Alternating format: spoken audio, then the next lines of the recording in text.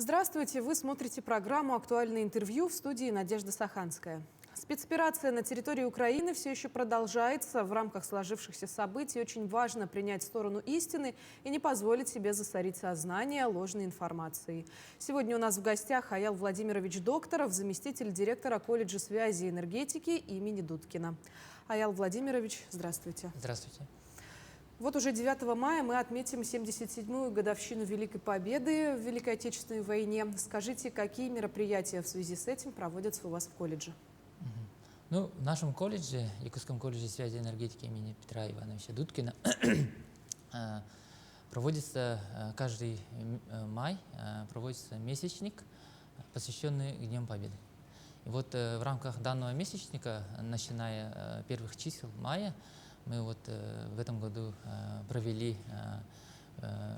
получается, блиц-опрос для наших студентов. Потом планируем,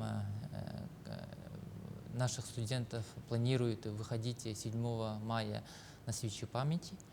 Дальше центральным округом мы планируем,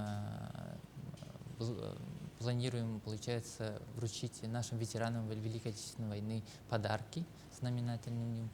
И вот в середине мая также у нас в плане стоит конкурс по сборке автомата Калашникова АК-74 и по стрельбе воздушной. Вот примерно такие мероприятия у нас. Ну, ежегодно. это не единственные мероприятия. А что у вас проводится по патриотическому воспитанию? Ну, по патриотическому воспитанию, помимо этого, у нас еще мы приглашаем, к примеру, в рамках 23 февраля мы приглашали ветеранов боевых действий. Мы сотрудничаем с Ассоциацией ветеранов боевых действий. И там вот буквально в этом году к нам приходили два ветерана. Это Кононов Гаврил Иванович и Амосов Олег Иванович. Они являются орденами мужества, и они вот как раз рассказывали нашим студентам о своих подвигах, о своей службе и о своих товарищах. И вот для студента услышать от первых лиц это намного важнее, нежели рассказ тех или иных товарищей или уже на экране. Разумеется. Но 9 мая ведь празднуют не только у нас в России, Да. а во многих странах. И в последнее время почему-то идет попытка преуменьшить значение нашей страны в Великой Победе. Почему это делается, как вы считаете? И как это может отразиться на подрастающих поколениях? Ну, без моих рассуждений, наверное, понятно, зачем это делается. Все мы понимаем, что человек без истории, без понимания жизни своих предков, предков боли, победы, горечи победы, да, без этих пониманий у человека нет, скорее всего, взгляда на будущее. Любой человек должен понимать, что оглянуться назад и вспоминать свою историю, о своей победе, да, к примеру. И вот для молодого человека как раз вот такие моменты объединяют и, в принципе, дают взглянуть на будущее вперед уже с историей нашей страны, к примеру, да. И вот, ну, думаю, так.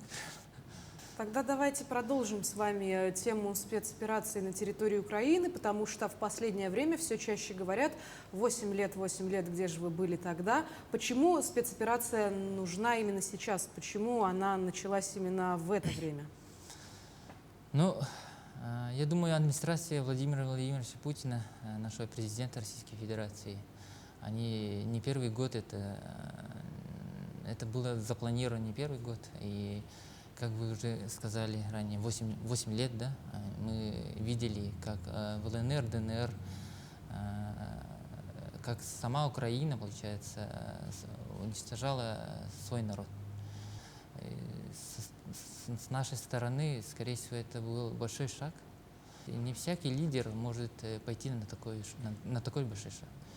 И наша народная поддержка должна быть. Но я в любом случае поддерживаю, и мои коллеги поддерживают, как ветераны боевых действий. Я сам тоже являюсь ветераном боевых действий. И мои знакомые, друзья уже сейчас участвуют в контртеррористической, в операции данной, спецоперации. И мой родной брат, старший брат тоже является офицером. И сейчас он находится тоже в западной стороне, западной стране, точнее, западе России, и находится, и тоже участвует в спецоперации. Я думаю, наша задача и цель, и поддержка нашей армии, и нашу политику нашего президента. Скажите, а среди студентов какие ходят настроения?